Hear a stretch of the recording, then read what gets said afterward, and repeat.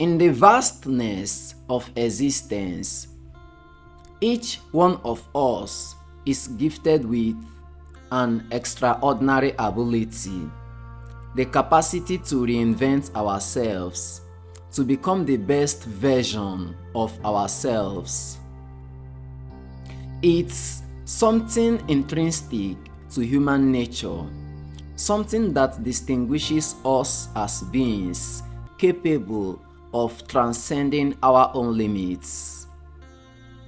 So today, I invite you to explore this fascinating territory of self-transformation, where latent potential meets conscious action. If you've ever wondered why, even though you recognize the vast potential within you, you still hesitate to take the necessary steps to achieve your best self, you are not alone.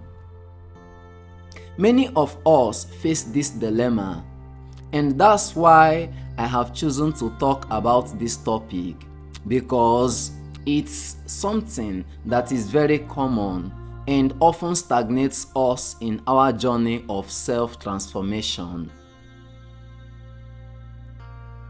Each and every one of our lives is affected by several factors. One of those factors is our environment, where we live, what kind of parents we have, which schools we attend, who our friends are. Each plays a great role in our lives.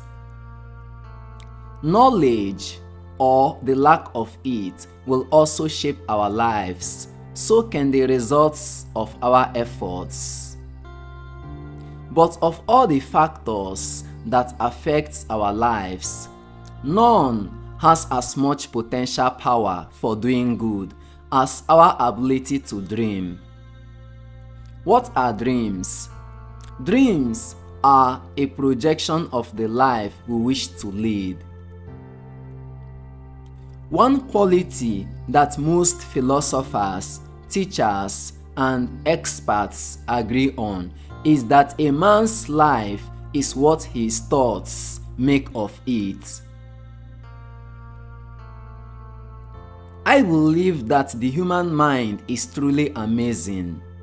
It has the capacity to imagine, have faith, and accomplish great things. And I also believe that man's greatest ignorance is of himself. In other words, what you believe about yourself creates your reality. The basic principles and concepts supporting this premise came from the highest pre-degree sources, the very finest and biggest thinking minds yet to live on planet Earth. Minds like King Solomon, who wrote, "As a man thinks in his heart, so is he." Minds such as Emerson, who wrote, "Great men are those who see that thoughts rule the world." Minds like Napoleon Hill, who wrote, "Whatever the mind can conceive and believe, it can achieve." Throughout history, the great wise men and teachers, philosophers, and prophets have disagreed with one another on many different things. It is only on this one point that they are in complete and unanimous agreement. I think it was best expressed by Marcus Aurelius, who said that a man's life is what his thoughts make of it. Disraeli said this, "Everything comes if a man would only wait." I have brought myself by long meditation to the conviction that a human being with a settled purpose must accomplish it, and that nothing can resist a will that will stake even existence for its fulfillment. The author of Self-Reliance, Ralph Waldo Emerson, said that a man is what he thinks about all day long. William James said, "The greatest discovery of my generation is that human beings can alter their lives by altering their attitudes of mind." And he added, "We need only in cold blood act as if the thing in question was real, and it will become infallibly real by growing into such a connection with our life that it will become real. It will become so neat with habits and emotion that our interest in it will be those which characterize belief." He also said this, "If you only care enough for a result, you will almost certainly ascertain it. If you wish to be rich, you will be rich. If you wish to be learned, you will be learned. If you wish to be good, you will be good. Only you must then really wish these things, and wish them exclusively, and not wish at the same time 100 other compatible things just as strongly." As Dr. Norman Vincent Peale once said, "This is one of the greatest laws in the universe. Fervently do I wish I had discovered it as a very young man. It dawned upon me much later in life, and I found it to be one of the greatest, if not my greatest discovery outside of my relationship to God. And the great law, briefly and simply stated, is that if you think in negative terms, you will get negative results. If you think in positive terms, you will achieve positive results.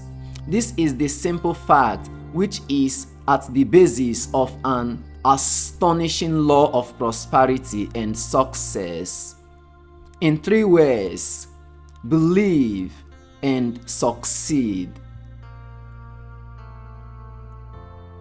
At some point in his life, it is believed that William Shakespeare made the following observation and came to the conclusion that our doubts are traitors and can make us lose the good we often might win by fearing to attempt. George Bernard Shaw said, "People are always blaming their circumstances for what they are. I don't believe in circumstances. The people who get on in this world are the people who get up and look for the circumstances they want, and if they can't find them, make them." Well, it's pretty obvious, isn't it? And every person who discovered this for a while believed that he was the first one to work it out. To quote L. Nightingale, "We become what we think about." Now, it stands to reason that a person who is thinking about a concrete and worthwhile goal is going to reach it, because that's what he is thinking about, and we become what we think about. Conversely, the man who has no goal, who doesn't know where he is going, and whose thoughts must therefore be thoughts of confusion and anxiety and fear and worry, becomes what he thinks about. His life becomes one of frustration, fear, anxiety, and worry. And if he thinks about nothing, he becomes nothing. Now, how does it work? Why do we become what we think about? Well, I will tell you how it works, as far as we know. Now, to do this, I want to tell you about a situation that parallels the human mind. Suppose a farmer had some land and its good, fertile land. The land gives the farmer a choice. He may plant in that land whatever he chooses. The land doesn't care. It's up to the farmer to make the decision. Remember, we are comparing the human mind with the land, because the mind, like the land, doesn't care what you plant in it. It will return what you plant, but it doesn't care what you plant. Now, let's say that the farmer has 2 seeds in his hand.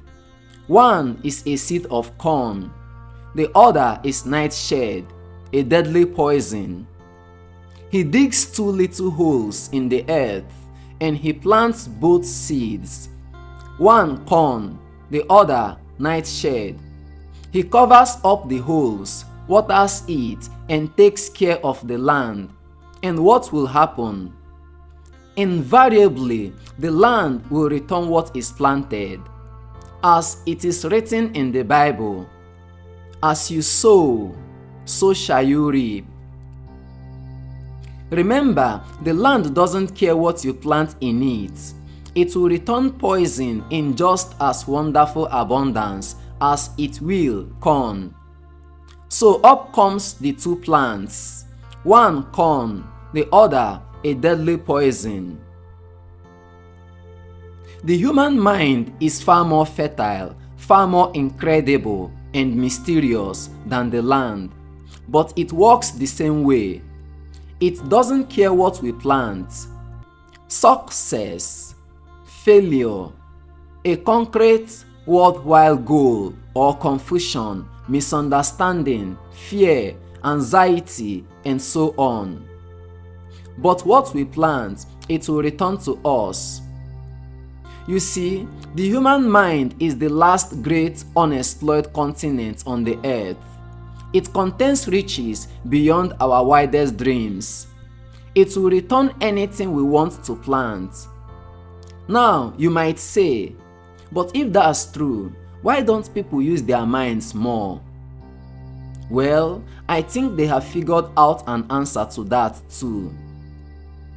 Our mind comes as standard equipment at birth. It's free, and things that are given to us for nothing we place little value on. Things that we pay money for, we value. The paradox is that exactly the reverse is true. Everything that is really worthwhile in life comes to us free. Our mind, our soul, our body, our hopes, our dreams, our ambitions, our intelligence, our love of family and children and friends. All these priceless possessions are free, but the things that cost us money are actually very cheap and can be replaced at any time. A good man can be completely wiped out and make another fortune. He can do that several times.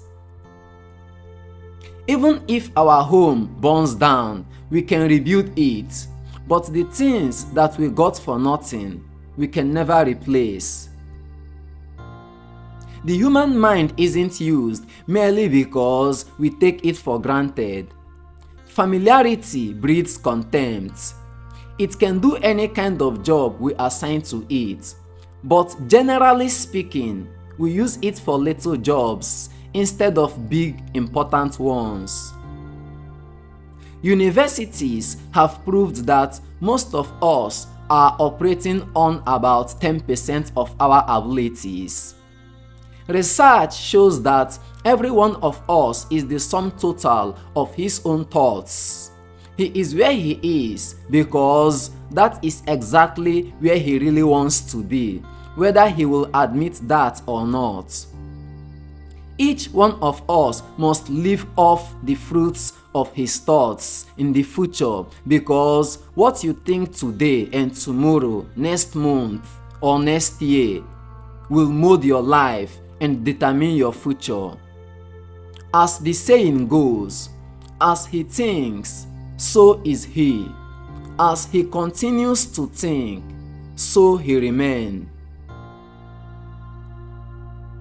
Here is an extract from his subtle book, The Strangest Secret by L. Nightingale. He wrote, "I remember one time while I was driving through Phnom Penh City, and I saw one of those giant earth-moving machines moving along the road at about 30 miles per hour with what looked like 20 tons of dirt in it. A tremendous, incredible machine. And there was a little man perched way up on top with the wheel in his hands, guiding it. And as I drove along, I was struck by the similarity of that machine to the human mind. Just suppose you are sitting at the controls of such a vast source of energy. Are you going to sit back and fold your arms and let it run itself into a dish? Or are you going to keep both hands firmly on the wheel and control and direct this power to a specific worthwhile purpose? It's up to you. You are in the driver's seat." You see, the very same law that gives us success is a two-edged sword. We must control our thinking. The same rule that can lead a man to a life of success, wealth, happiness, and all the things that he has ever dreamed of for himself and for his family. That very same law can lead him into the gutter. It's all in how he uses it, for good or for bad. Rollo May, an American psychologist and author, wrote a wonderful book called Man's Search for Himself. And in this book, he says that the opposite of courage in our society is not cowardice, it is conformity. And there you have the trouble today. It's conformity. People acting like everyone else without knowing why, without knowing where they are going. I believe that you could go out and walk down the main streets of your town and ask one man after another what the secret of success is, and you probably wouldn't run into one man in a month who could tell you. Now, this information is enormously valuable to us if we really understand it and apply it.